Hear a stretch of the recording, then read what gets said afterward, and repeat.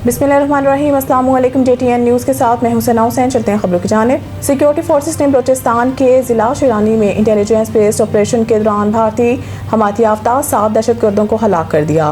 पाक फौज के शुबा ताल्लुकात आमा ISPR के मुताबिक ऑपरेशन खुफिया इतला पर किया गया, जिसमें दहशतगर्द गिरोह फितना ख्वारिज से ताल्लुक रखने वाले अनासिर निशाना बने। कार्रवाई के दौरान दहशतगर्दों के कब्जा से भारी मिकदार में असलहा, गोला बारूद और धमाका खेज मवाद बरामद किया गया। ISPR के मुताबिक पाकिस्तान की सिक्योरिटी फोर्सेस मुल्क को दहशतगर्दी की लानत से मुकम्मल तौर पर पाक करने के लिए पुरज़म है और ऐसी कार्रवाइयाँ जारी रहेंगी।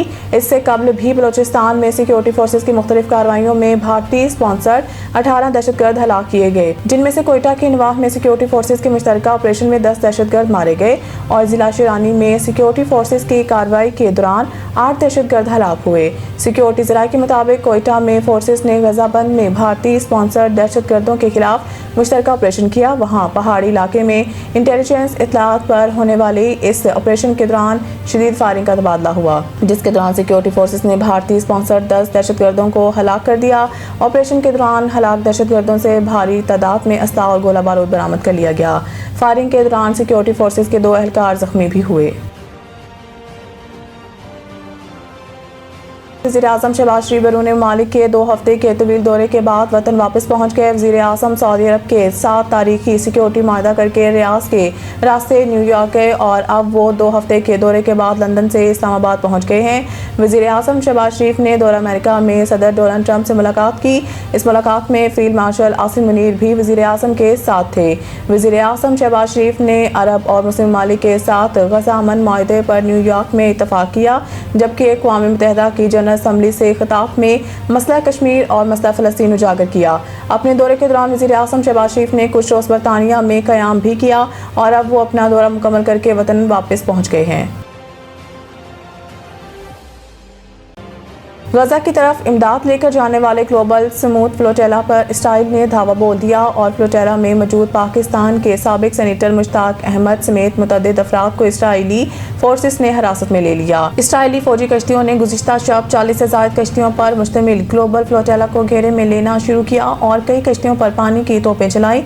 गजा के कैद ज़दा अवाम के लिए इमदाद ले जाने वाले इस फ्लोटेला पर पाकिस्तान के साबिक सेनेटर मुश्ताक अहमद और आलमी शोहरत याफ्ता समाजी रहनुमा ग्रेटा थंबर्ग समेत 500 के करीब अफराद सवार हैं। इसराइली वज़ारत ख़ारजा के मुताबिक फ्लोटेला में मौजूद तमाम कश्तियों को इसराइली फ़ौज ने कब्जा में ले लिया है और फ्लोटेला में मौजूद तमाम अफराद को इसराइल मुंतकिल किया जा रहा है, जहाँ से इन्हें यूरोप डिपोर्ट किया जाएगा।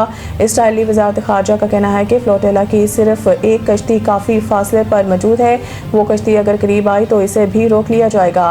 पाक फ़लस्तीन फोरम की जानिब से सोशल मीडिया पर यह दावा किया गया है कि साबिक सेनेटर मुश्ताक अहमद खान को काबिज इसराइली फोर्सेस ने हिरासत में ले लिया है।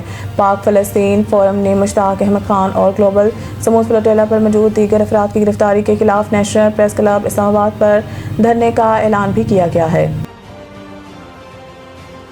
वाशिंगटन हमास के गैर मुसल्लह होने से इनकार के बाद अमीर कतर शेख तमीम बिन हमद अल सानी ने अमरीकी सदर ट्रंप से फ़ोन पर रब्ता करके गजा जंगबंदी मंसूबे पर तबादला ख्याल किया है। तर्जुमान वाइट हाउस कैवलियन ल्यूट ने बातचीत की तफसील बताने से गुरेज करते हुए कहा है कि बातचीत हसास है, बताई नहीं जा सकती। व्हाइट हाउस तर्जुमान ने हमास की जानिब से मंसूबा मंजूर होने की उम्मीद भी जाहिर की। कैवलियन ल्यूट ने कहा है कि सदर ट्रंप हमास को मंसूबे पर गौर के लिए डेडलाइन मुकर्रर करेंगे। ख्याल रहे कि इससे पहले अमरीकी सदर ट्रंप ने मंगल के रोज़ हमास को 3 से 4 रोज़ में जवाब देने का कहा था।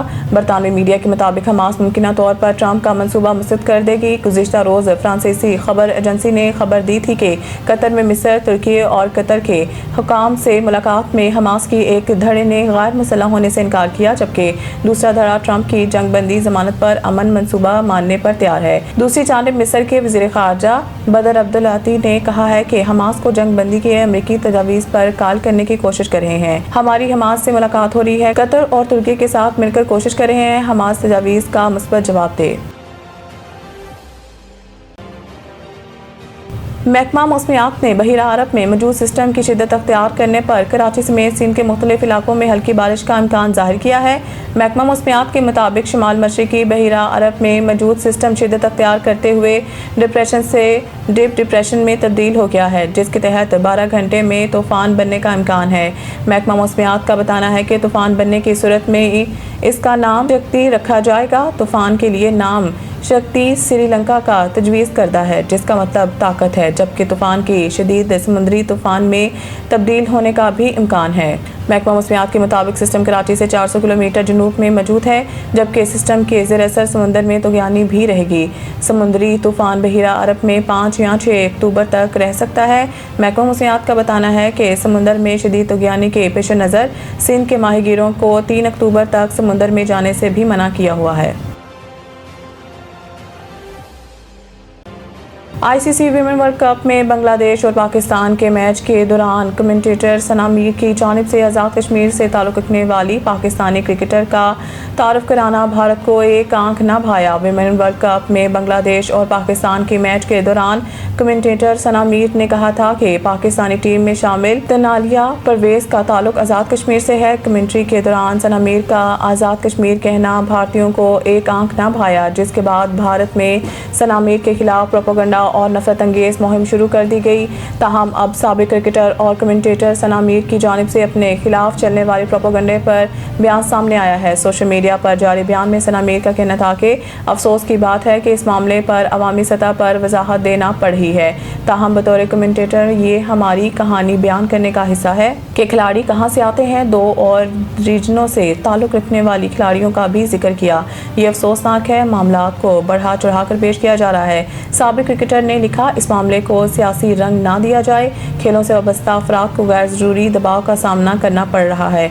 उन्होंने मज़ीद कहा है कि पाकिस्तानी खिलाड़ी के आबाई इलाके से मुतालिक बात करने का मकसद इनकी मुश्किलात और शानदार सफ़र को उजागर करना था। मेरे दिल में कोई बुग़्ज़ या किसी के जज्बात को ठेस पहुँचाना मकसद नहीं।